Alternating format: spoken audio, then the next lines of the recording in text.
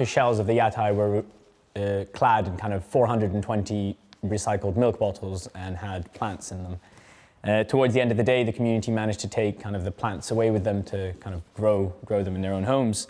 And at some point, the children at the festival came together to pull it from, well, as Robin put it, from there to there. I'll never forget the pride I felt on the day of the Seething Festival, seeing how something our studio built and had such a fantastic time building together brought so much fun and joy to round about 500 people, from sort of kids, adults, teenagers, and everyone. This was a huge realization for me, which was by sort of having fun and making things happen, you can really put a smile on people's faces. About a year after the festival, in February 2019, we began transforming that shed that had all that stuff inside into what is now the Farm of Futures, a community farm, which of course is all about planting and farming vegetables, herbs, etc.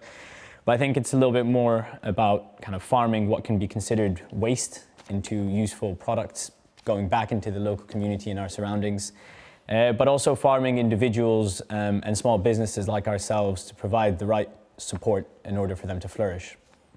Currently, the farm has a trialing aquaponics system, 3 beehives, 5 chickens, a workshop space, small office space, and of course, raised beds and growing facilities. I think through being at the farm and working quite closely with the community brain that you'll hear all about, I'm sure, in Robin's talk, we've had the opportunity to work on a range of community-led projects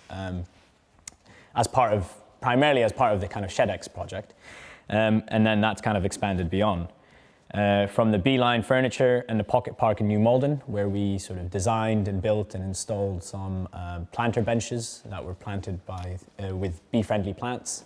And we had the opportunity to work with the New Malden Residents Association to plant the surrounding kind of space, and got to meet Tom from We Are Sky High, who made these amazing bee murals.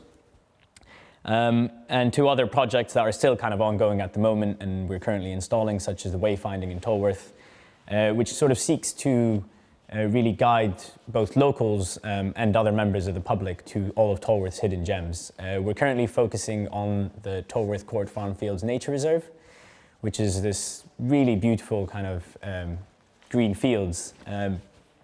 And most people don't really know they kind of exist on our doorsteps. A bit similar to me when I was kind of in my undergrad, not really expanding beyond my borders of my direct kind of community. Yeah, I think working on these projects introduced us to so many amazing people, groups, graduates, individuals, and we hope that we can continue expanding that list and continue to kind of bring people together to create spaces that are welcoming, enjoyable, and inclusive. I know you're probably thinking I'm meant to be talking about just our experience on the Origin, but the reason why I'm talking about all of this is because all this work and everything I've talked about previously, I think, is also really been represented within this project. It really encompasses kind of bringing people together and bringing different groups together to achieve something truly amazing.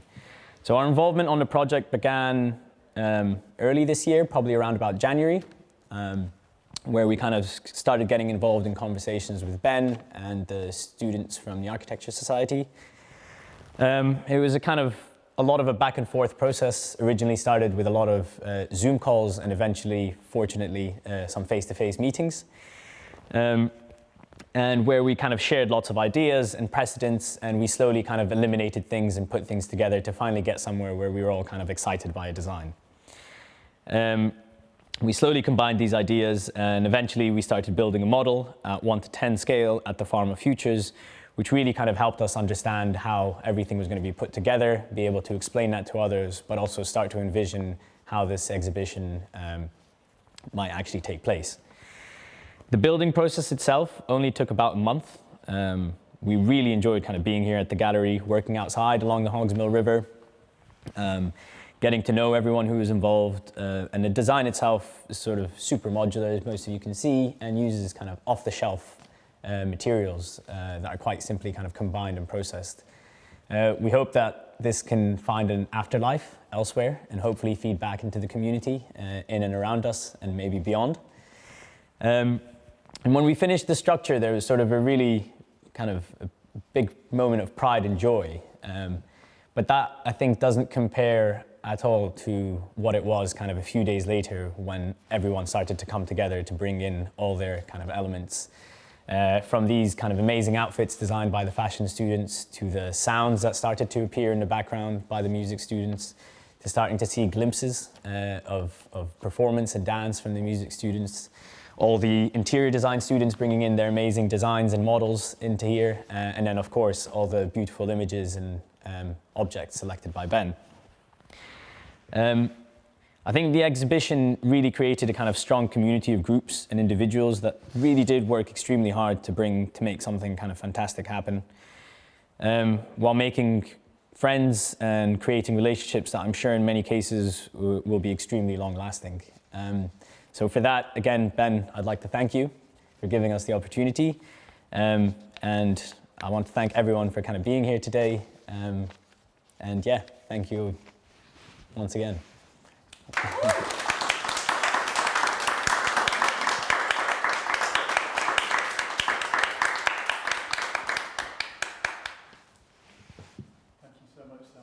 You're very welcome. It's been a pleasure. It was so good just to hear a bit more about one-to-one in your history, and I've got some awareness of that, but it was good to hear about that in more detail. Yeah.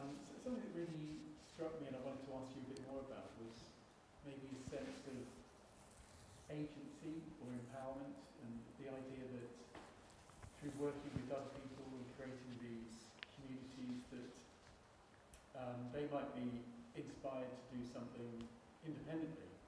Absolutely. So just thinking about the project that you've done that's very much based within the community. And I was also thinking in some ways about the legacy of this project as well, and wondering, it's really hard to know what the aftermath will be, or you were talking about different connections between people. Yeah. I was just wondering, in terms of one-to-one collective, how you see that network maybe spreading or even a ripple effect of influence about how people can work together and how that can have a lasting impact. Yeah, I think that's something something we kind of really enjoy and value, is that working with others. I think it's something we really, I guess, picked up from our connection with working with the Community Brain, and really seeing that actually by coming together you can achieve a lot more.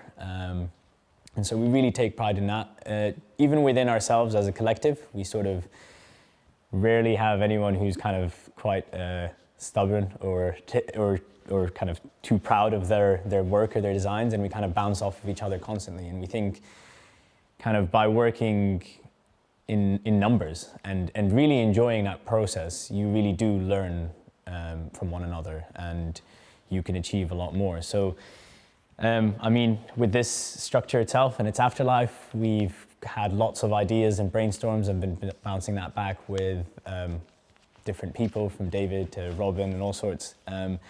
But I think it would be whatever needs it kind of the most for us at the time will be the kind of best option to go for. Likewise, I think that it's so big that we might be able to even split it up into different communities that can actually be able to kind of feed the needs for more than one group or one community, and actually be able to kind of scatter around into different places. The sense I get from one-to-one is that it is truly non-hierarchical. It really is sort of truly democratic process. But you all seem to have very equal inputs into the construction process.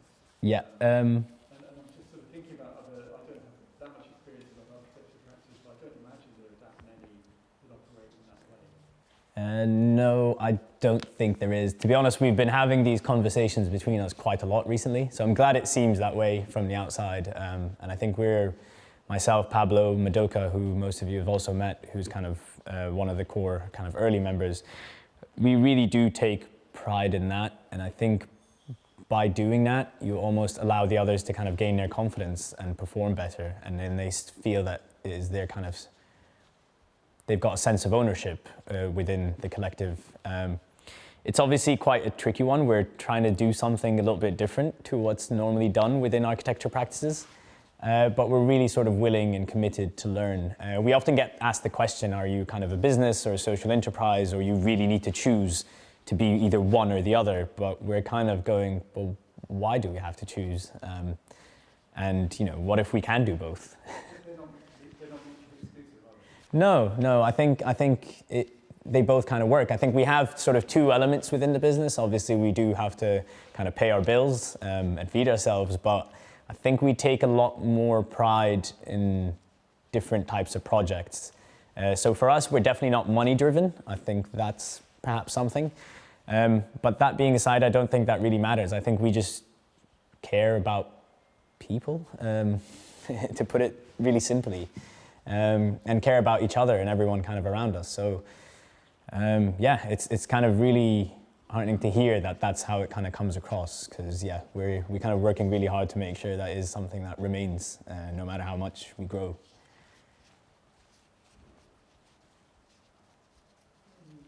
Other comments or questions? What's next? Oof, what's next? I don't know. We've got lots going on at the moment, so it's quite hard to actually think about what's further down the pipeline. But at the moment, as I mentioned, there's lots of wayfinding projects popping up, and we hope that this is just the very, very start to the wayfinding, and to actually be able to support all these amazing spaces and communities within our kind of direct surroundings where we're based.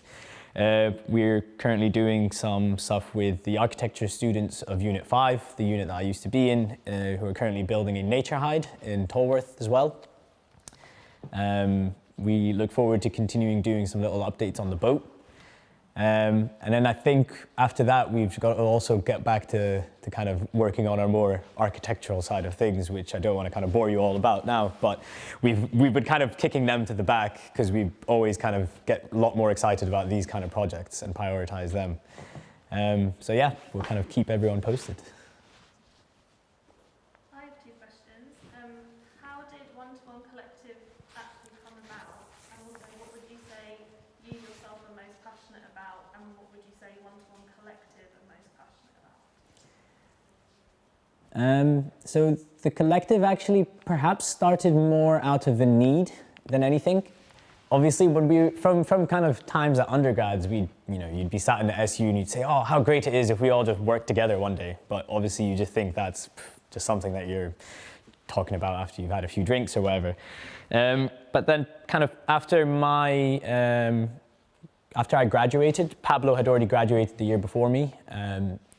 I think Pablo, Madoka, and I shared a studio together in our masters, where we built a tea house for Fujimori at the Barbican. And I think that was something that many times during that we were kind of going, wow, like, why would you want to be sat behind a desk doing kind of computer work when we can be doing these amazing things? And I even remember, and we always kind of talk about this, Takeshi very bluntly one time said to Pablo, "Are you sure you want to kind of join an architecture practice?" And Pablo really took it to heart. But I think what Takeshi meant was, I think you've got a lot more to you than sitting behind a desk. And so we always really bring back that comment, and we've mentioned this to Takeshi later on. But anyways, kind of a year down the line after Pablo's graduated, I'd graduated. Pablo had been freelancing for a year. He'd applied to 80, 90 practices, didn't get anything. But at the same time, Pablo being who he was still building models for really great kind of practices, from Takeshi to Assemble to Howarth Tompkins. And at one stage, I think he felt a little bit sort of disconnected and going, well, but everyone that graduated with me is working in an office and doing this. And I said to him, yeah, but they're all doing kind of fire escape drawings or drawing toilets for big buildings. And I think what you're doing is a lot more interesting. And so I think the conversation then started between me and Pablo about actually, why do we kind of trap ourselves in this standard route that architecture kind of leads you to be in, of doing your part 1, doing your practice, doing your part 2, doing some practice, doing your part 3 as quick as you can so you can get a better paycheck, and becoming an architect. While all this time you're probably just kind of working for someone, doing things that you're not maybe truly enjoying. So yeah, I think the conversation started from there. And yeah, here we are now. And then you asked the second question. I think I think we do take pride in kind of architecture, and generally we do love to design buildings. But I think for us there's something a lot more enjoyable about making sure that you're kind of feeding more than kind of a one client, but actually being able to feed into a whole community. And as I kind of mentioned from the start, by just doing things that you really enjoy and trying to put a smile on as many people's faces as possible. I think I speak that from my personal kind of beliefs, but I think one-to-one truly share that as a collective. Might seem a bit left field. That's I don't get to talk to that many architects, and my background's in prehistory, and so I've been involved in excavating and taking apart prehistoric buildings, particularly Neolithic ones. Mm-hmm. And one of the really interesting things about Neolithic buildings is that it looks like they're trying to build communities at the same time as they make buildings. Yeah. So you quite often get things like causeway camps. They're pretty much the earliest building type that we have in Britain. And they're made in these sort of segments that look like they might be made by groups of people, different groups. So Yeah. it's like, might be making the group that's as important as making the building. Yeah. So I wondered whether, when you build things, is that as important to you as making the building? Or do your buildings change as they go along? Because that's a very prehistoric thing. Yes to both. So this is again something I think we really picked up through kind of studying with being tutored by Takeshi. So he's Japanese and brings in a lot of the kind of a strong kind of Japanese beliefs in building and community building. For example, the yatai, the Japanese yatais are things that kind of whole districts come together to build these, 20-meter tall, amazing timber structures. And you have the men kind of doing the woodwork, the women doing kind of weaving, children helping do performances and all sorts. And that was kind of that feeling that I talked about with the seething yatai. That was what it was, whenever I kind of flick through the photos of that year, there's one photo that really sort of strikes me, and it was one day we were doing a dry run. Actually, it was at the parking lot here, just outside the Stanley Picker. But it wasn't a photo of the structure or anyone working on the structure. It was actually a photo of 3 of our peers who were, one had injured his back trying to carry one of the oak sleepers. One had broken his finger getting trapped in the oak sleepers, and Serena, who had a chest infection at the time. And it was sort of January time, but these 3 were there, sat with us, wrapped in blankets, but just still supporting the rest of the studio build. And so I think moments like that, to me and to the collective, I believe are sort of really essential, because that's how you support each other. And then through doing things like that, you manage to achieve amazing things. And in terms of how things change, I think that is also the nature of design, which I think one thing we're trying to be very cautious of not gaining that kind of architect's ego of saying this is the right way and this is how a design should be. But it's absolutely natural for things to change and change for the better. So we absolutely kind of embrace change within our designs or within buildings or things that we build. It's one of the weird things I think about, so obviously in prehistory they don't write, that's the definition of prehistory. So they very often these structures that are kind of to do with how people relate to one another changes as they go along. Yeah. So there isn't this sort of plan, and there's also a thinking about what might happen in the future. So very often they're designed to be taken apart, and Yeah. it's all to do with the process. And that's something that's, I think, it took archaeologists quite a while in the 20th century to understand that there wasn't a plan for Stonehenge that somebody then went and built. Yeah. It isn't that process at all, and that led to us not recognising a lot of things. Yeah. So one of the things I was wondering is how unpredictable are your structures? Like how much do you find a plan and then not go with the plan? Or is it possible? Of course, it varies depending. So if you're obviously committing to a residential extension, I think then it becomes less viable for someone to be able to just kind of change walls around and things. And so there's a little bit more of a focus and a care and a delicacy into how you approach those things. On the other hand, spaces like the farm change every single day. You might show up one day and it's a kind of full workshop with timber everywhere. You might show up another day and there's about 15 people on computers and desks. And I think that's again, that's what we really enjoy doing much more. And we often try and plan around things and say, we should do this and that. And within a week, we come to do it and we go, ooh, maybe it should be better this way.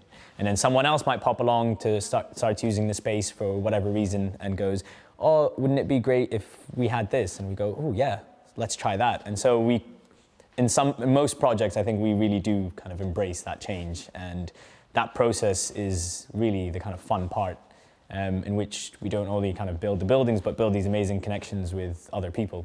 Yeah. Do you know, I went to Farm Futures once and you were doing something that I've only ever seen done on prehistoric sites, where you had these bits of timber that you're going to build with, and you were burning them on the outside, charring them. Yep. They wouldn't rot. And that's something I've excavated the traces of those posts quite a lot. And they're amazing. You guys were sitting there around the fire, all of you making these things, I was thinking, oh wow, I've excavated exactly this thing, and here it is happening in front of my eyes. Oh. So it was really interesting. Thank you. I think that's what's interesting, is that those moments and these things that we're still doing now existed then. Whereas I think some of these sort of concrete buildings that we see and what we kind of associate architecture with will probably crumble at some stage and kind of fade away. Yep. Which is also something we've really picked up through kind of our experience of going to Japan and studying kind of Japanese craft and kind of the way they kind of build their temples and stuff. But yeah, and rebuild, yeah, and repair and change and all sorts. Yeah. Brilliant. Thank you. Cool. Thank you, everyone.